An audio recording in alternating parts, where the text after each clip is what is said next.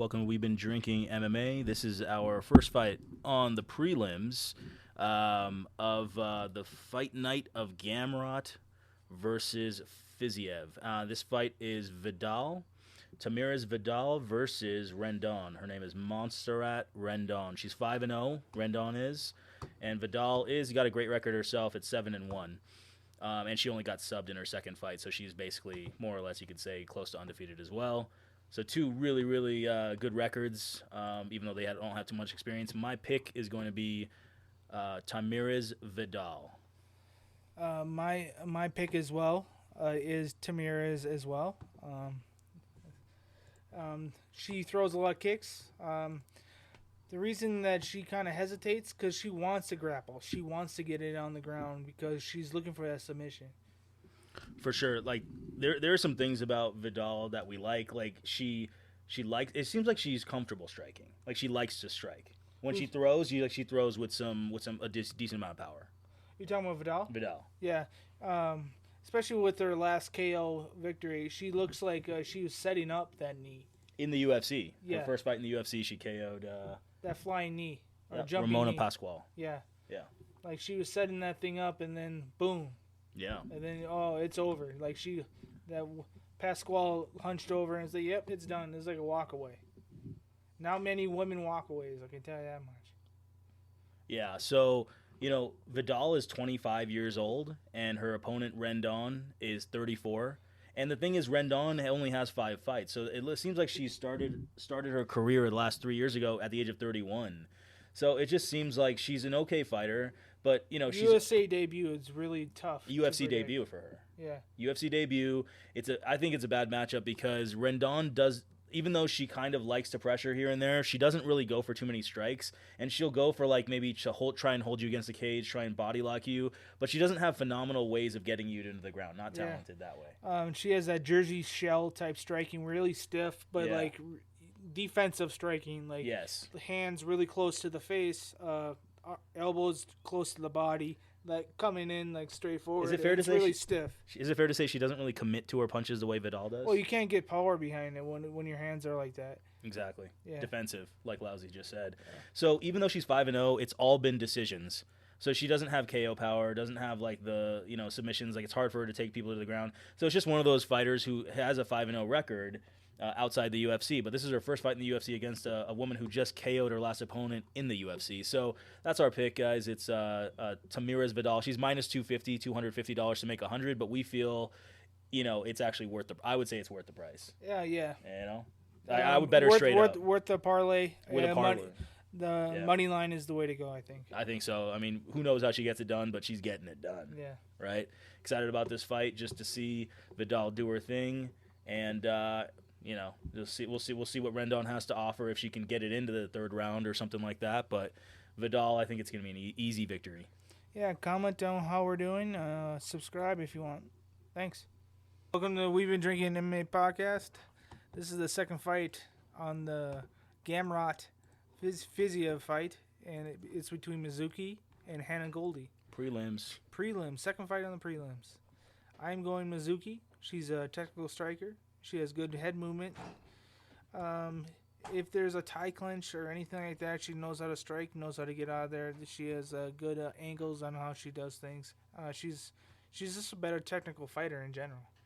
I like her too. My pick is also Mizuki. Inoue is her last name, from Japan. She has been out for 3 years. She tore her ACL. Yeah, she tore her ACL. But yeah, she's actually, her results are, from the past. Verna Jandaroba split decision loss for a championship in Invicta. I mean, she's fought for the belt in Invicta, which essentially was the UFC for women. Yeah. Basically. So it's Amanda Lemos. Yeah, and she lost to Lemos by decision, which is not bad considering Marina Rodriguez, who's second or third fight on this main card for this fight. Marina got knocked out by Lemos. And this girl survived Limo. So that's showing you the level of Mizuki. Not only did she... How toughness. Tough. And she puts pressure. It's not easy to time her. And she goes forward with combinations, head movement, like Lousy said. And like we said, decision or a split decision only loss. So close fight with Jandiroba for the championship in Invicta. So we're talking about a person who's got skills. And we're looking at Hannah Goldy.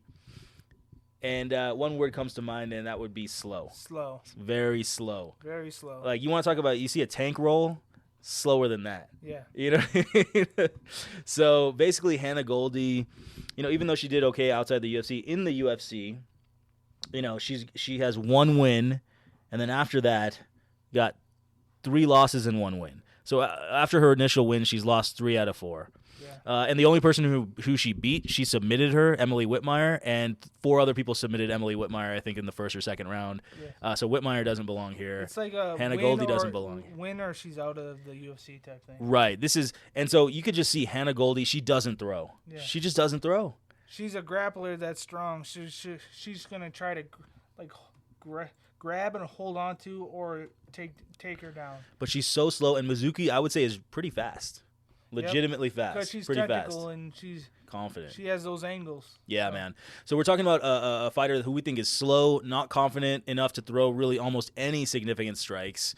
And this is one of those prelim phenomenal mismatches for us, where we like Mizuki, even though she's minus 250 with a 3-year layoff. She did tear her ACL 3 years ago. Minus 250, we still feel is a steal, I would say, Lousy. Yeah. Steal? Yeah, steal. And so, yeah, that's our pick is Mizuki Inoue. She's minus 250, $250 to make 100. But we feel it's just one of those beautiful, beautiful matchups for her. She's fast. Hannah Goldy is slow. And Hannah Goldy doesn't throw, and Mizuki throws with combinations, purpose. She doesn't throw with a lot of power, but a lot of punches. She'll throw a lot. Volume.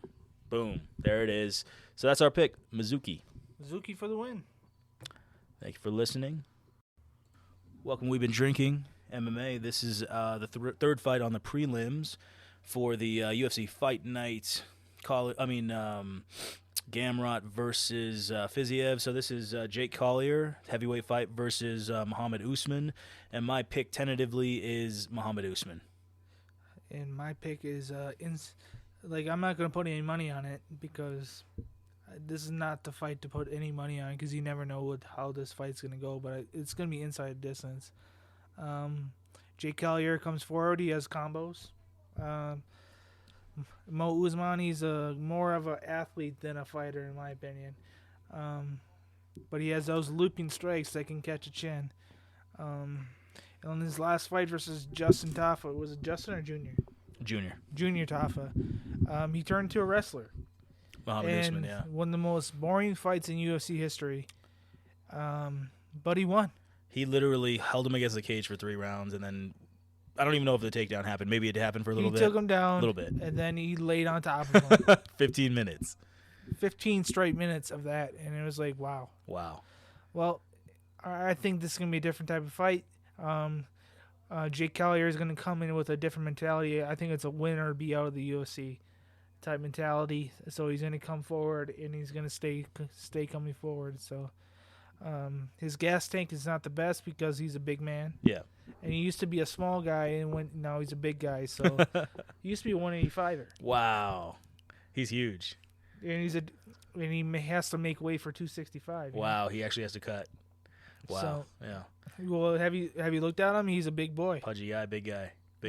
He does throw combinations. Yeah, and he stays keeping forward. He loves the combos, and you never know. It's a UFC, and they're big guys. Yeah. One just takes one punch with the heavyweights. Yeah. So, so my pick is inside distance. I mean, it's a close fight on the odds. It's basically a pick'em. Mohammed Usman is a slightly favorite, minus 150, $150 to make 100, so very, very close on the odds. And Collier, slight underdog, $100 to make 125. So it's basically a pick'em, and that's why I feel like I don't want to put money either, bro. Like, all I really want to do is look at the first round, look at how Usman, is he fast enough? Is he keeping the distance smart, or is he wanting to brawl? Because if sometimes a guy like Collier, he puts that much pressure, all of a sudden you say, screw it. I'm sick of trying to run. Let's just go ahead and bite down on the mouthpiece, sit down on my punches, and see if we can trade. And then all of a sudden, the second or third strike of Collier hits you while you're loading up. Yeah. And that's one of those things that can happen when you think you're so much better. He might be underestimating, that type of stuff against Collier. He might be underestimating Collier. And it's just one of those fights where Collier is going to be throwing a lot of strikes. Usman doesn't throw a lot of strikes. So Usman either probably gets the knockout counterpunch or he doesn't, and Collier just kind of keeps backing him up, and it could be a boring decision. Obviously, Usman can switch to wrestling and hold him against the cage and do things like that. But like we're saying, if Collier puts so much pressure, it's not always easy to just get takedowns against a guy who's putting that much pressure. Yeah. For a heavyweight, it's a lot of pressure.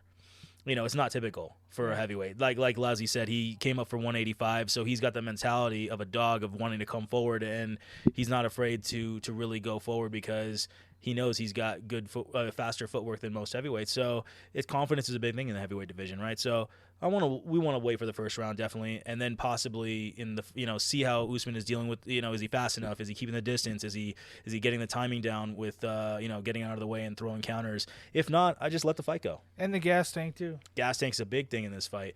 Yeah, again, we're talking about the pressure of Collier. You don't know how Mohammed Usman. You don't know how anyone really can handle that type of pressure sometimes. So it's like, it's close on the odds.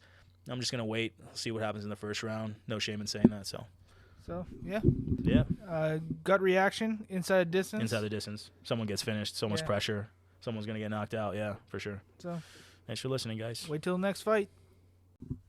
Welcome, We've Been Drinking. This is the fourth fight on the prelims for the fight night of Gamrot versus Fiziev. This is fourth fight on prelim is Jacob Malkoun at middleweight versus Cody Brundage, and my pick is going to be Jacob Malkoun is minus 550 at this point, $550 to make 100, but he's still my pick even though he's very pricey. I just feel like he's got the better striking. He's got more takedowns per fight than Cody Brundage, and just overall better fighter. What about you, Lazi? I think it's going to go to distance. Okay. I don't think this is going to be a striking match at all. This is going to be a wrestle grapple fest. Makes sense. So even though Brundage is actually, he has powerful takedowns, like double legs you. It has that around the corner type, picks you up with the double, actually gets his hands around you, lifts you up, and then turns the corner so you're not against the cage type takedowns. But Malkoun's with his pressure, that's all he does is take people down. Yeah. It's like eight takedowns a fight. 8 takedowns a fight. So unbelievable takedown average. And also Brundage has some power, so I could totally see what you're saying, Malkoun by distance. Yeah.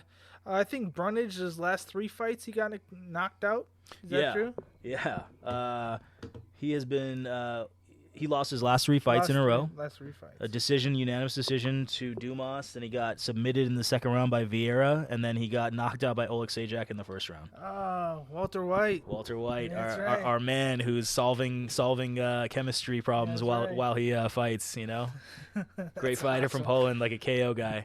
Anyway, Brundage did take that fight on short notice. I think it was a month or even 2 weeks. But regardless, he did get knocked out, and he's going 3-fight losing streak. Whereas you look at Malkoun, he did get knocked out in his first fight versus Phil Hawes, who people know Phil Hawes. He's dangerous. And other than that, though, in his last 4 fights after that first fight in the UFC, he's 3-1. And he's all decisions, and his only loss is to Brendan Allen, who's a top 10 fighter, and Allen finishes people. And the fact that he was able to go the distance with Allen means a lot 2 fights ago. So Allen's peaking, and he fought a primed Allen, and he did okay. He only lost by decision rather than getting finished. Not bad. Yep.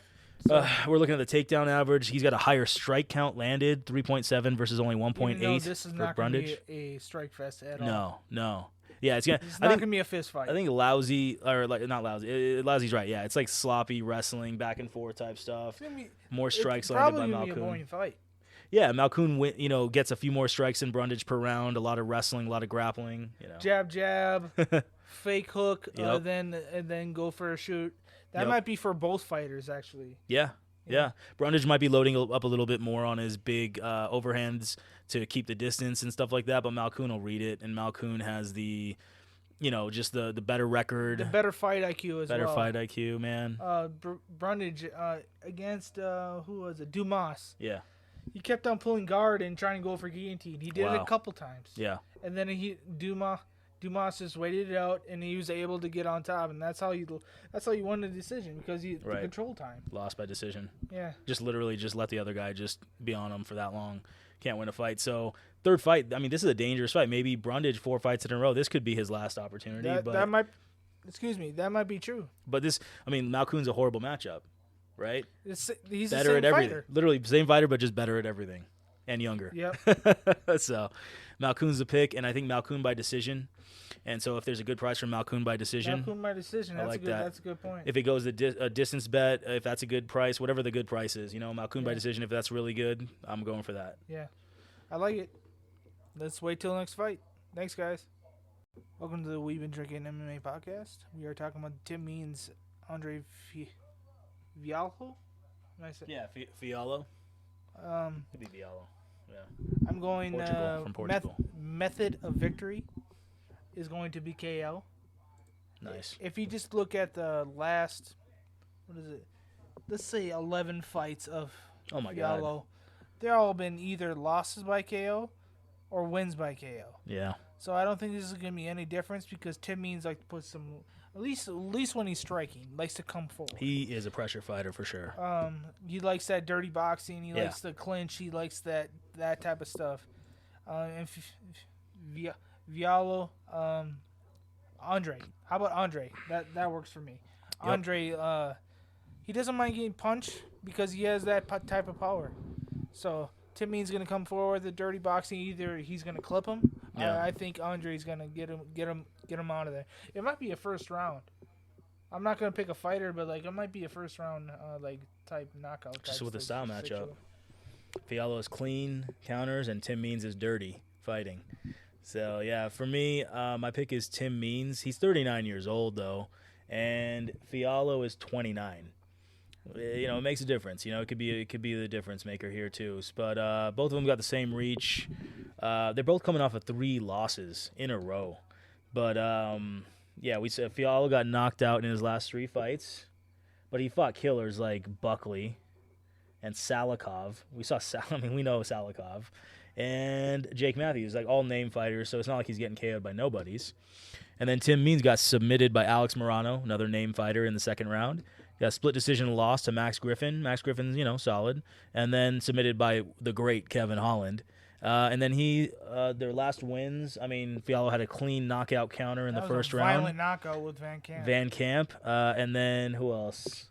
Miguel Beza, which we had a lot of respect for Miguel Beza. Technical brawler, and he KO'd him in the first round.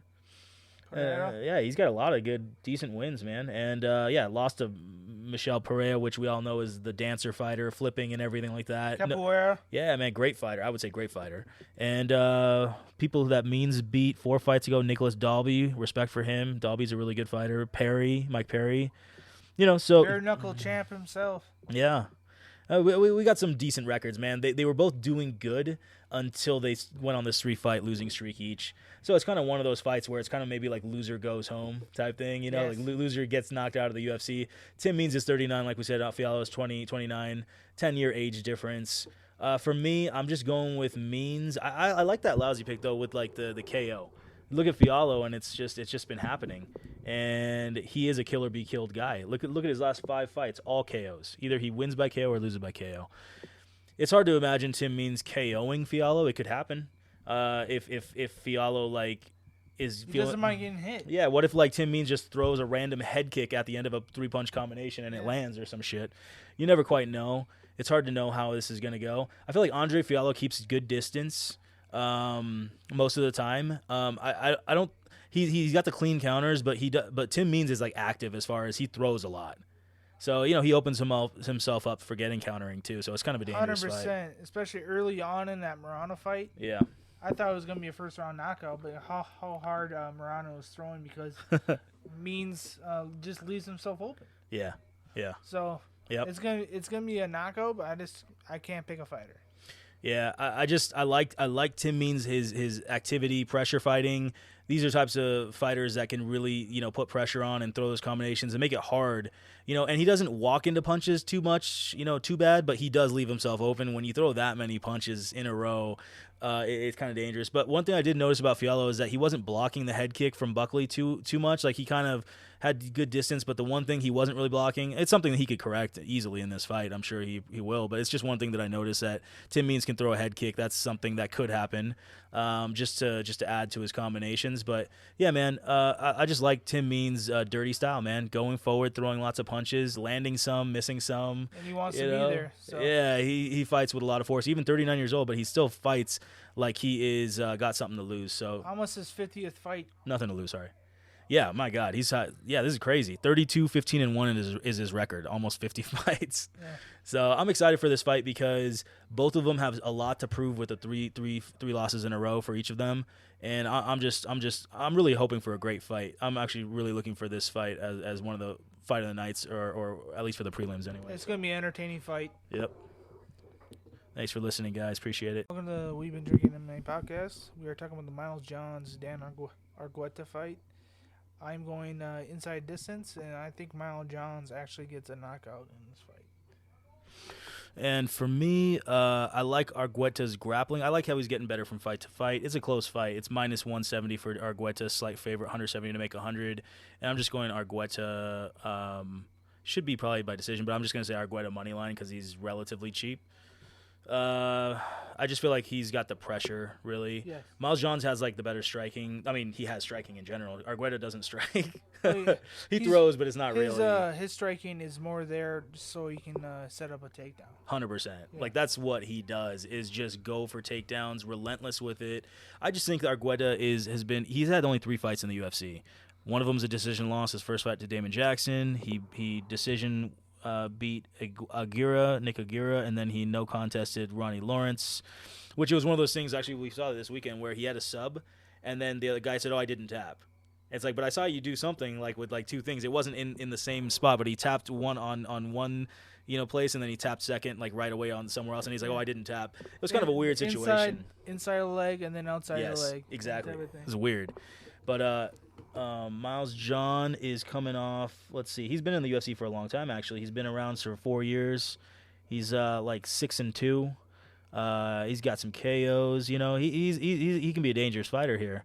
Got really good leg kicks, I would say. I just feel like the pressure that Argueta can put is something that Miles is. Miles, I think, is better when he pressures. You know what I mean? But like, he's not like a clean counterpuncher type guy. He's a guy with good, he's tough. He's got good power type guy. And I just feel like Argueta, just because he's getting better from fight to fight, and he can, when you smother Miles, then it's harder to throw the leg kicks, right? It's like anytime you smother somebody, it's just harder to do what you want to do. And that's the only reason I'm really going with Argueta is I saw Miles get taken down a little bit, I think, and I just like Argueta looks to be that style. Hopefully, we'll see. I don't know. That's what I'm assuming, that Argueta is improving enough to kind of put the pressure, throw the fake punches, and just get the takedowns. And well, if he does take him down, it's gonna be a problem for him because he can submit people, even though he hasn't done it in the UFC. Yeah, but in the like. A lot of the subs. Strike Force type stuff, like not Strike Force, but LFA. And he has submitted people. Yeah, 4 subs and 2 KOs in that. So not bad. But he's 9-1. But if he tries to stand and strike with him, it's gonna be it's a knockout. It's gonna be a knockout for sure. But I kind of like. So you were saying inside the distance? Yeah, inside the distance, and I personally think Miles John's gonna knock him off. Yeah, but like inside the distance, just in case a sub happens or something weird. Just in case, like, Argueta gets the back. Right. Just in case something weird happens. But I don't think that's going to happen because I think Miles John is a wrestler himself, but that turned into a striker. Right. But, Miles John's for the win, in my opinion. But, like, I think inside distance, if you are going to bet this. Yeah, it's another fight where, there's some other fights, the first couple fights that I really like on the prelim. This is the last fight on the prelim, and this is just... it's almost a toss-up fight as far as the odds again. Fighters on the come up. Yeah, So, yeah, going with Argueta. Lousie's going with Miles Johns. He's thinking by KO. I'm just thinking, who knows? So I'm just doing Argueta money line, and we'll see what happens. Not sure if I'm going to add it to the parlay or not, but it's just one of those fights, it should be a good one just because both of them are kind of, good records. 13-2 for Mike Johns and 9-1 for Argueta. So it's going to be an interesting fight just because they're winners. So thanks for listening, guys. Hold on one second. Yeah. Hey guys, let us know if you want us to keep doing these prelims. Yeah. This is the first time we're doing the whole card. Yep. Like every single fight on the card. It's our pleasure. It's fun. Yeah, it's actually kind of neat. There's some fights where like there's zero chance this fighter is gonna lose, and it's actually kind of cool because there's some ways to win us some actual money here. So let us know if you want us to keep doing it. So thanks everybody.